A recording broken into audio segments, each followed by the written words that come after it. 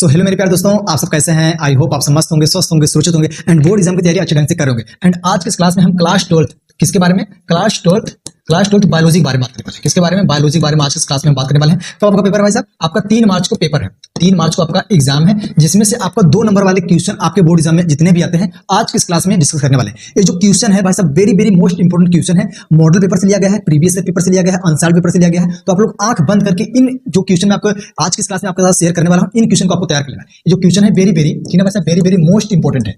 समझ लीजिए, जान लीजिए, बहुत मेहनत लगी इस क्वेश्चन को रिसर्च करके लाने के लिए आपके लिए। तो जो भी मॉडल पेपर था, जो भी प्रीवियस पेपर था, सब में से खोज के आपके लिए बेस्ट जो क्वेश्चन है 2 नंबर वाले आज की इस क्लास में आप सब क्लियर होने वाले हैं। तो आप लोग तसल्ली से आज की इस क्लास को आप लोग देखिए। मैं इतना ही बोलूंगा, अगर आज आप ये क्लास पूरा देखते हो, जो क्वेश्चन मैं आपको बताता हूं उनको आप तैयार करके जाते हो, तो आपका 10 नंबर, मैं बोलूंगा भाई साहब 10 नंबर आपका डेफिनेटली क्लियर हो जाएगा। 10 नंबर आपका पक्का है, ठीक है? 10 नंबर आपका पक्का है। अगर आप जितना क्वेश्चन मैं आज की क्लास में आपको बताने वाला हूं, मैं टोटल आपको 32 मतलब 32 क्वेश्चन आपके इस क्लास में आज के इस वीडियो में आपके साथ शेयर करने वाला हूं। तो आप लोग तसल्ली से वीडियो देखो। बस आपसे एक रिक्वेस्ट है, ये वीडियो अपने दोस्तों यहाँ शेयर कर दीजिएगा, चैनल को सब्सक्राइब कर लीजिएगा, क्योंकि थोड़ा सा मोटिवेशन मिलेगा। एंड अगर कोई भी प्रॉब्लम होती है अदर सब्जेक्ट में, तो आप मुझे कमेंट करेगा, उस सब्जेक्ट पर उस क्लास में आपको डिस्कस किया जाएगा, ठीक है? तो इसको हम रिमूव करते हैं। जो हमारा क्वेश्चन है ये क्या बोल रहा है, इसको देखते हैं हम लोग फटाफट। आप देखिए, सेब को आभासी फल क्यों कहते हैं? अब देखिए, यही क्वेश्चन 3 प्रकार से पूछेगा। पहला क्या होगा भाई साहब, सेब को आभासी फल क्यों कहते हैं। अब दूसरा क्वेश्चन किस प्रकार पूछेगा कि सेब को असत्य फल क्यों कहते हैं, पूछेगा सेब को असत्य फल क्यों कहते हैं, ये दूसरा हो गया। अब तीसरा पूछेगा भाई साहब, सेब को झूठा फल क्यों कहते हैं। चाहे जो भी क्वेश्चन पूछे, आंसर आपको ही लिख के आना है, बस इतना समझ गए आप। तो देखिए, सेब को आभासी फल क्यों कहते हैं, इसमें पुष्प का कौन सा भाग फल की रचना करता है। तो यहाँ पे देखिए, मैंने आंसर बहुत क्लियर, बहुत साफ भाषा में लिखा गया है। देखिए, निषेचन के बाद अंडाशय से फल का निर्माण होता है। जाहिर सी बात है भाई साहब, जब निषेचन होता है, निषेचन के बाद अंडाशय से फल का निर्माण होता है, वह पुष्प के शेष अंग झड़ जाते हैं। ऐसे फल को हम सत्य फल कहते हैं, ठीक है? फल कितने प्रकार होगा भाई साहब? 2 प्रकार का, सत्य फल, असत्य फल, ठीक है? तो यहाँ पे आपने देखिए क्या, निषेचन के बाद अंडाशय से फल का निर्माण होता है, वह पुष्प के शेष अंग झड़ जाते हैं, ऐसे फल को हम सत्य फल कहते हैं। लेकिन यदि फल का विकास अंडाशय से ना होकर पुष्प के किसी अन्य भाग से होता है, तो ऐसे फल को हम आभासी फल कहते हैं। आभासी फल कहते हैं। इसमें प्रमुख रूप से पुष्पासन भाग फल का ही रचना करता है।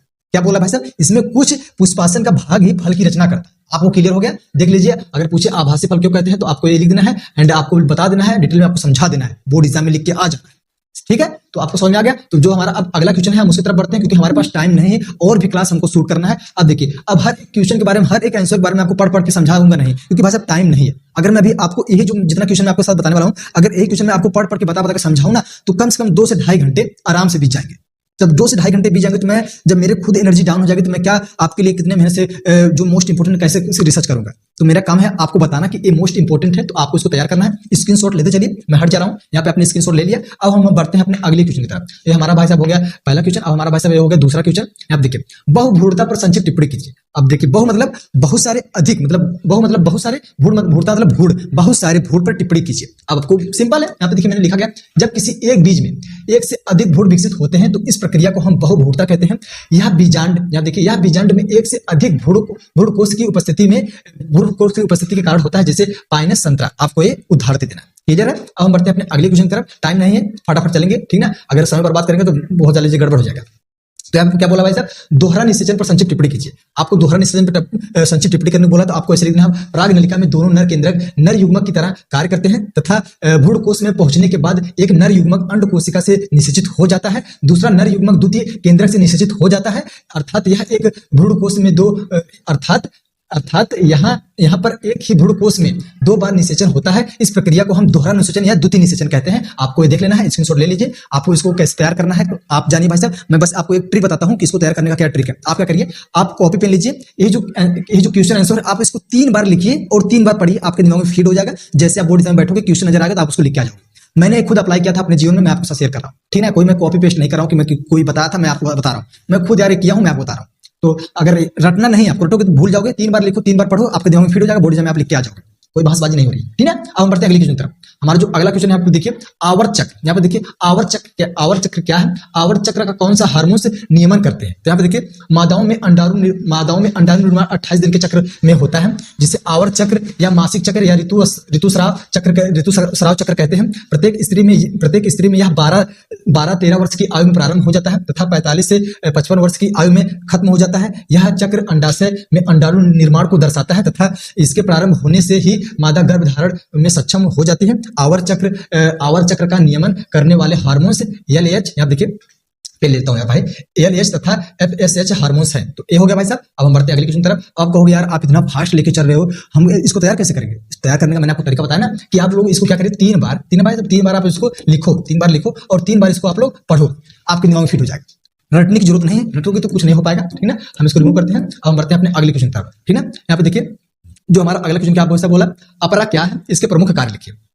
तो आपको यहाँ पे लिख देना है भाई साहब, वह अंग जिसके द्वारा गर्भाशय में स्थित भ्रूण के शरीर में मादा के रक्त से पोषण पहुंचता रहता है और भ्रूण वृद्धि करता है, उस अंग को अपरा या प्लेसेंटा कहते हैं। अब यही क्वेश्चन 2 प्रकार पूछ सकता है, अपरा क्या है, प्लेसेंटा क्या है। तो आपको जो भी पूछे आपको यही लिख के आ जाना है, वह अंग जिसके द्वारा गर्भाशय में स्थित भ्रूण के शरीर में माता के रक्त स्राव से पोषण पहुंचता रहता है, वह भ्रूण वृद्धि करता है, उस अंग को हम अपरा या प्लेसेंटा कहते हैं। इसके मुख्य कार्य कुछ इस प्रकार है, आप लोग लिख लीजिए। इसके द्वारा भ्रूण को पोषण एवं ऑक्सीजन प्राप्त होता है, इसके द्वारा उत्सर्जित पदार्थ भ्रूण में रुधिर में पहुंचते हैं। तो आपको ऐसे लिख देना, ठीक है ना। अच्छा लगा, मुझे भी अच्छा लगा। हम बढ़ते हैं अगले क्वेश्चन की तरफ। यहाँ पे देखिए जो हमारा अगला क्वेश्चन है, चिकित्सीय सागरपता समापन से आप क्या समझते हैं। तो आप लोग देख लीजिए भाई साहब, थोड़ा सा हम फास्ट चलेंगे कि भाई साहब टाइम नहीं है ऑलरेडी, ठीक है। अभी बहुत सारे क्वेश्चन हैं उनको डिस्कस करना है, तो आप लोग इसको स्क्रीनशॉट ले लीजिए भाई साहब, मोस्ट इंपोर्टेंट, ठीक है, वेरी वेरी मोस्ट इंपोर्टेंट, इसको स्क्रीनशॉट ले लीजिए। अब हम बढ़ते हैं अपने अगले क्वेश्चन की तरफ। जो हमारा अगला क्वेश्चन क्या बोला भाई साहब, उलभेदन या इम्यूनोसेंसिस पर टिप्पणी कीजिए। तो भाई साहब ये स्क्रीनशॉट ले लीजिए, मैं थोड़ा सा फास्ट चलूंगा क्योंकि भाई साहब टाइम नहीं है, आपको तैयार करना है। तैयार करने का तरीका बता दिया हूं कि 3 बार लिखो, 3 बार पढ़ो, आपके दिमाग में फिट हो जाएगा, बोर्ड एग्जाम में आप लिख के आ जाओ, ठीक है। अच्छी बात है, आप लोग देख लीजिए, स्क्रीनशॉट ले लीजिए, मैं हट जा रहा हूं, ठीक ना। अब यहाँ पे आपने स्क्रीनशॉट ले लिया। अब हम बढ़ते हैं अगली तरफ, ठीक ना। यहाँ देखिए क्या बोला भाई साहब, मधुमक्खी में लिंग निर्धारण कैसे होता है। तो आपको बता देना भाई साहब, मधुमक्खी में लिंग निर्धारण कैसे होता है। मधुमक्खी देखिए 3 प्रकार होती है, रानी मधुमक्खी, श्रमिक मधुमक्खी या नर या ड्रोन मधुमक्खी। तो आपको ऐसे करके लिखा है, ठीक है। चलिए आपको पढ़ के बताता हूँ भाई साहब, कहोगे यार आप तो इतना फास्ट कर रहे हो कि पूछो ही मत। यहाँ पे देखिए मधुमक्खी में लिंग निर्धारण कैसे होता है। मधुमक्खी में देखिए मधुमक्खी 3 प्रकार होती है, रानी मधुमक्खी, श्रमिक मधुमक्खी, नर या ड्रोन मधुमक्खी। अब यहाँ पे देखिए रानी मधुमक्खी का विकास निषेचित अंडे से होता है, श्रमिक मधुमक्खी का विकास भी रानी मधुमक्खी और नर मधुमक्खी का काम सिर्फ संतान उत्पन्न करना होता है, और जबकि श्रमिक मधुमक्खी का काम फूलों से मधुर रस इकट्ठा करना होता है। श्रमिक मधुमक्खी लैंगिक अंग अविकसित होते हैं। तो आपको यहाँ लिख देना, कोई रॉकेट साइंस नहीं है, ठीक ना। मधुमक्खी के बारे में पूछे तो मधुमक्खी 3 प्रकार होती है, आपको ऐसा करके लिख के आ जाना। आई होप आपको क्लियर हो गया होगा। अब देखिए अगर मैं आपको हर एक क्वेश्चन का आंसर आपको डीपली समझाते चलूंगा ना तो बहुत टाइम लग जाएगा। बहुत सारे क्वेश्चन है, आपको बता के फिर मुझे नेक्स्ट क्लास शूट करना। तो यहाँ पे देख लीजिए, सब्सक्राइब करिए चैनल को। तो हमारा जो ये हो गया भाई साहब। अब हम बढ़ते हैं भाई साहब अगले क्वेश्चन की तरफ। यहाँ पे देखिए डाउन सिंड्रोम किसे कहते हैं, very very most important question है, वेरी वेरी मोस्ट इंपोर्टेंट है, तैयार कर लेना। डाउन सिंड्रोम किसे कहते हैं, इसे मंगोली जड़ता क्यों कहा जाता है। तो आप लोग यार इसे तैयार कर लीजिएगा भाई साहब। जब गुणसूत्रों की संख्या अनियमित होती है तथा अर्थात गुणसूत्रों की संख्या 46 से 47 हो जाती है, तो इसके कारण उत्पन्न रोगों को हम डाउन सिंड्रोम कहते हैं। ऐसे व्यक्ति गोल ओठ है नीचे और लटका हुआ होता है, त्वचा खुदरी, आंखें छितरी, मुंह का हर सामान खुला रहता है। तो आप लोग इसको मंद बुद्धि इसको बोलते हैं। तो आप लोग इसको देख लीजिएगा, डाउन सिंड्रोम बहुत बड़ी बात नहीं है, मजा जाएगा। इसको आप तैयार करोगे तो आपको दिमाग में फिट हो जाएगा, ठीक है। 3 बार लिखना, 3 बार पढ़ना, तैयार हो जाएगा। अब हम बढ़ते हैं अपने अगले क्वेश्चन तक। बस यहाँ पे देखिए डीएनए फिंगरप्रिंट पे संक्षिप्त टिप्पणी कीजिए, वेरी वेरी मोस्ट इंपोर्टेंट है, तैयार करके जाना है तो जाना है, ठीक है। डीएनए फिंगरप्रिंट पे संक्षिप्त टिप्पणी भाई साहब। डीएनए फिंगरप्रिंट एक ऐसी तकनीक है जिसके द्वारा किसी खूनी बलात्कारी अपराधी प्रतीक की जांच की जाती है। इस तकनीक में व्यक्ति के डीएनए में पाए जाने वाले विभिन्न विभिन्नताओं का पता लगाया जाता है तथा इसे प्रथम अलेख जैफी नामक वैज्ञानिक ने बताया था। तो आप लोग देख लीजिए, डीएनए फिंगरप्रिंट के लिए व्यक्ति के रुधिर, लार, बाल, वीर, योनि द्रव या अन्य पदार्थों की डीएनए की लेते हैं। तो भाई साहब ये कुछ इस प्रकार है डीएनए फिंगरप्रिंट में संक्षिप्त टिप्पणी। तो आप लोग देख लीजिएगा। हम बढ़ते हैं अपने अगले क्वेश्चन की तरफ। अब देखिए भाई साहब, अवशोषीय अंग क्या है, मनुष्य में किन्हीं 2 अवशोषीय अंगों का नाम लिखिए। तो आप लोग देख लीजिए। अब हम बढ़ते हैं अपने अगले क्वेश्चन की तरफ। आपको यहाँ पे देखिए स्क्रीनशॉट ले लेना है। आपको अगर पूछे मनुष्य में किन्हीं 2 अवशोषीय अंगों के नाम लिखिए तो आपको बता देना है पेशिया, शरीर, बाल, अक्ल, दाढ़, आपको बता देना, ठीक है। हम बढ़ते हैं अगले क्वेश्चन की तरफ।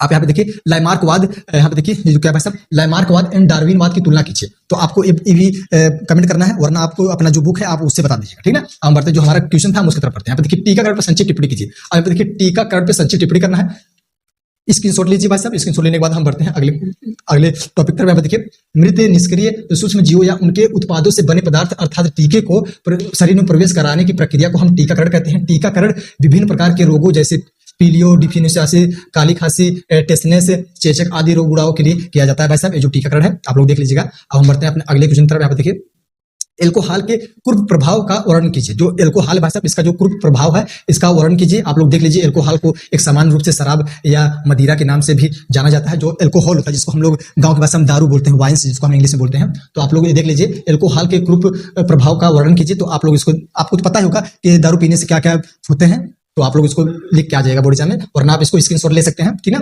जो हो गया हमारा ये वाला। अब हम बढ़ते हैं अपने अगले क्वेश्चन की तरफ। यहाँ पे देखिए इंटरफेरॉन क्या है, इसका महत्व समझाइए। देखिए भाई साहब, इंटरफेरॉन क्या है तो इसके बारे में आपको बताना है एंड इसका महत्व भी समझाना है, जैसा कि मैं आपको बहुत ही आसान भाषा में लिख के लाया हूं। आप लोग इसको स्क्रीनशॉट लीजिए। अब हम बढ़ते हैं अपने अगले क्वेश्चन की तरफ। यहाँ देखिए, प्रतिजैविक किसे कहते हैं, किन्हीं 2 प्रतिजैविक के नाम लिखिए। तो भाई साहब यहाँ पे आपको लिख के आ जाना है, विभिन्न प्रकार के सूक्ष्म जीवों द्वारा उत्पन्न किए गए रासायनिक पदार्थ जो दूसरे सूक्ष्म जीवों की वृद्धि को रोकते हैं प्रतिजीवी कहलाते हैं। वर्तमान में लगभग 7 यहाँ पे देखिए क्या लगा, 7,000 प्रतिजीविकों की खोज हो चुकी है। तो आपको लिख के आ जाना है, कोई रॉकेट साइंस नहीं है। तो हम बढ़ते हैं अगले क्वेश्चन की तरफ। यहाँ पे देखिए हमारा जो अगला क्वेश्चन भाई साहब क्या पूछ रहा है, बायोगैस क्या है, बायोगैस के उपयोग लिखिए। तो आपको बता देना भाई, बायोगैस विभिन्न देखिए बायोगैस विभिन्न गैसों का एक मिश्रण है जिसमें सर्वाधिक मात्रा में मीथेन 50 से 70% होती है। यह ऊर्जा का एक प्रमुख स्रोत है। बायोगैस का निर्माण मानव मल व पशु के गोबर से होता है। इसके कारण इसे गोबर गैस भी कहा जाता है। तो आप लोग इसको बना देना, खाना बनाने में आता है जो आप लोग गाय का गोबर होता है, जिसको गाँव की भाषा में गोहरी बोलते हैं। आपके गाँव में क्या उसे बोलते हैं आप लोग बताइएगा। यहाँ पे देखिए आटा चक्की व अन्य मशीन चलाने में, ठीक ना, प्रकाश उत्पादन में, ठीक ना, गैस के निर्माण के बाद गैस के निर्माण में अपशिष्ट का उपयोग खाद के रूप में किया जाता है। जो गाय गोबर होता है उसको खेतों में भी छीटा जाता है। तो देख लीजिएगा, तो बहुत बड़ा कोई वो नहीं है, देख लीजिएगा बायोगैस क्या है तो ये देख लीजिएगा, ऐसे आपको लिख के आ जाना है इसका उपयोग वगैरह, ठीक ना। अब हम बढ़ते हैं अपने अगले क्वेश्चन की तरफ। यहाँ पे देखिए, बीटी फसल पर संक्षिप्त टिप्पणी कीजिए, ठीक ना भाई साहब। बीटी फसल क्या है उस पर संक्षिप्त टिप्पणी कीजिए। बहुत ही आसान भाषा में लिख के आया हूँ, तो आपको बता देना भाई साहब, जो उसका जैसे भाई साहब बीटी कपास, बीटी बैगन आदि, ठीक ना। आप लोग इसको देख लीजिएगा, उदाहरण है और आप तैयार कर लोगे यार, कोई रॉकेट साइंस नहीं है। तो हम बढ़ते हैं फटाफट अपने अगले क्वेश्चन की तरफ। यहाँ पे देखिए, जैविक खाद पर संक्षिप्त टिप्पणी कीजिए। भाई साहब जैविक खाद क्या है उस पर संक्षिप्त टिप्पणी कीजिए। भाई साहब ये आएगा भाई साहब आपका 3 नंबर का, ठीक ना भाई साहब। कितने नंबर का आएगा, 3 नंबर का आपका आएगा, ठीक ना, 3 नंबर का आएगा। वेरी वेरी मोस्ट इंपोर्टेंट है, तैयार कर लेना। बढ़ते हैं अपने अगले क्वेश्चन की तरफ। हमारा जो अगला क्वेश्चन है अब उसकी तरफ हम बढ़ते हैं। आप देखिए, प्लाजामिड कहाँ पाए जाते हैं, इनके प्रमुख गुण लिखिए। तो आपको बता देना भाई साहब, प्लाजामिड क्या होते हैं, इसके प्रमुख गुण क्या है, तो आपको बता देना फटाफट। तो अब इसको स्क्रीनशॉट ले लीजिए भाई साहब, आप लोग इसको स्क्रीनशॉट ले लीजिए, मैं हट जा रहा हूँ, आपने स्क्रीनशॉट ले लिया। अब हम बढ़ते हैं अपने अगले क्वेश्चन की तरफ। यहाँ पे देखिए, पीसीआर पर संक्षिप्त टिप्पणी कीजिए, ठीक ना। पीसीआर पर संक्षिप्त टिप्पणी कीजिए। पीसीआर एक ऐसी विधि है जिसके द्वारा कम समय में जीन की कई प्रकृतियों का संश्लेषण किया जाता है। इस कार्य के लिए एक विशेष कार्ड थर्मल एक्साइलर उपयोग किए जाते हैं। पीसीआर चक्र विशेष रूप से 3 चरण में होते हैं। निष्कर्षणी यहाँ पे देख लीजिए यार, क्या क्या मैं बताऊंगा आपको। आप लोग इसको क्या करें, स्क्रीनशॉट ले लीजिए। अब हम बढ़ते हैं अपने अगले क्वेश्चन की तरफ, ठीक ना। यहाँ देखिए, जो हमारा अगला क्वेश्चन क्या बोला भाई साहब, बायोरिएक्टर पर संक्षिप्त टिप्पणी कीजिए। बायोरिएक्टर पर संक्षिप्त टिप्पणी कीजिए भाई साहब, ये है। आप लोग स्क्रीनशॉट लीजिए, आप लोग इसको तैयार करिए। मैं इतना तेजी इसलिए चल रहा हूँ क्योंकि मुझे अभी और भी क्लास शूट करना है और मेरी तबीयत भी नहीं ठीक है, ठीक ना। मैं काफी दिन से बीमार भी चल रहा हूँ, तो बस यही कारण है कि मैं आपको डीपली नहीं समझा पा रहा हूँ, उसके लिए समझ जाऊंगा।